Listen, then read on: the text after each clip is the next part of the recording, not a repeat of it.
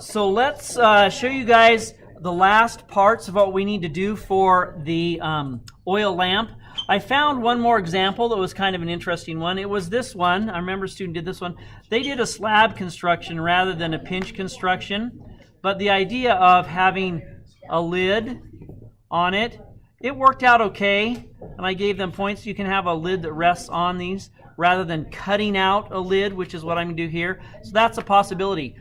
For those of you who made a project and you just made it enclosed, and so it has a little opening on the top, you can make or fashion a lid to fit on that. A lot of times if you just roll out a ball of clay and kind of flatten it out a little bit, you'll be okay on those. So that's kind of a deal. So this is kind of another little example of the thing that I have to we're making on those.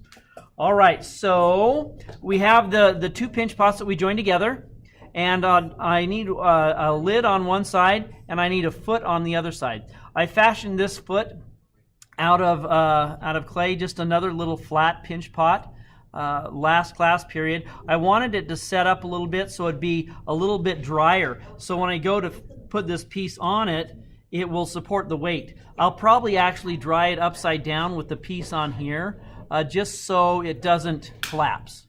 Some of you may have experienced that in the past. You have this big old heavy piece, you put it on your foot, all of a sudden your foot flat and you're sunk.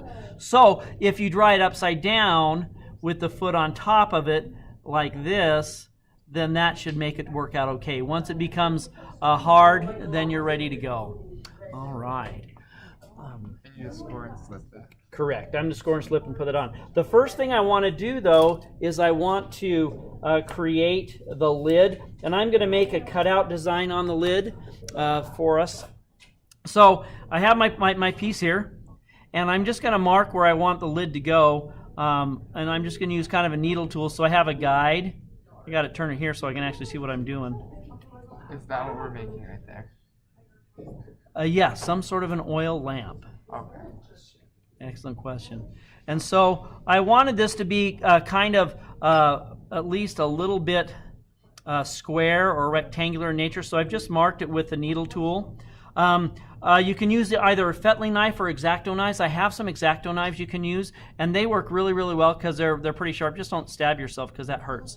So I want you to slide the knife in kind of at an angle, and then I can cut. I want it slightly rounded, but it's the crucial part is cutting it in at an angle. If you go straight down, the lid falls in and doesn't work for you. It doesn't stay on top.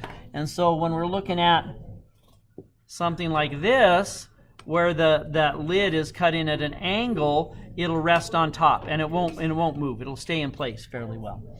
Okay, so we got that. Then I'm going to come in here, same deal, at an angle, and then cut it slightly rounded. Same deal, in at an angle. Is that ball what we did last time? Yes, it is. So yeah, last on number one, on the demo number one, we created a ball or a sphere or something like that that was to work there. So there's the lid piece, and you'll notice that it has an angular edge on those. You can also come back in here and kind of clean up that inside. That inside edge is just a little bit sharp.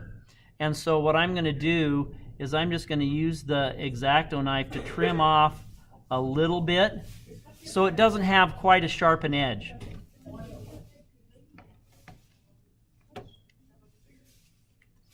And then one more over here. Now I can also kind of blend these in a little bit so it looks like a nice clean edge. That's kind of a deal. And then maybe just with my fingertips be able to smooth this out.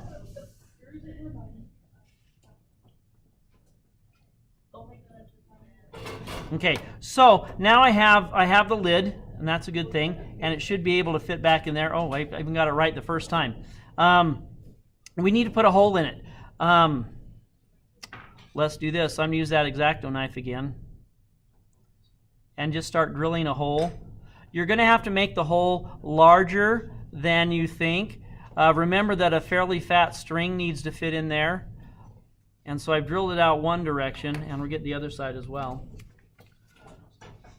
And so I'm going to flip that just because I know it needs to be thicker. Now when you drill it out, you get kind of the clay kind of erupts out. And so that's not desirable on having those sharp edges. So I'm just going to smooth that out kind of with my thumb. Remember, when things are fired, they shrink. And so this hole that I have in here, it's going to shrink. So that's probably a pretty good size that I'm looking for. What's that? This is going to be for where the wick goes. So it's just a little. Yeah, it's just a little hole on those, a little bit of a hole. So that's going to go, that's my lid. And it's not deformed too much, it fits flush. That's one idea for a lid that we have. Okay, I'm going to remove this and turn it upside down and balance it on this part. And this one for adding the foot. Now you can add a variety of types of feet on here, or not. I felt this one needed one, but here's an example of one with a foot. And so I'm going to try to find kind of the center. And so I'm going to scratch the surface.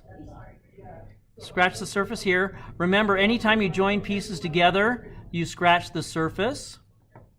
And then we need to put them together. So I'm just going to get a tool to get some of the slip in my slip container here and just kind of glob it on there. It's helpful when you're joining these pieces.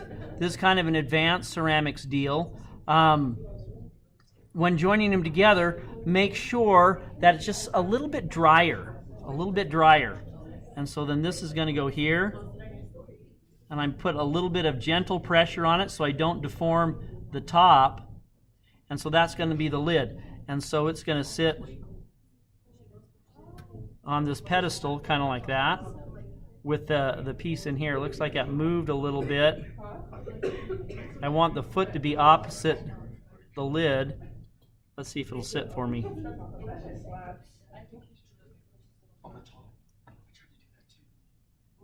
And so that's going to be the deal, kind of like that. And then for glazing, I'm not sure what I'm going to do with glaze, but that's another thing there. So that's the finished oil lamp made from a couple of pinch pots and then a second pinch pot on the bottom for the foot. And you can kind of adapt it to your purposes, like I said. But that's the deal. That's what we're doing. Is it just two pinch pots?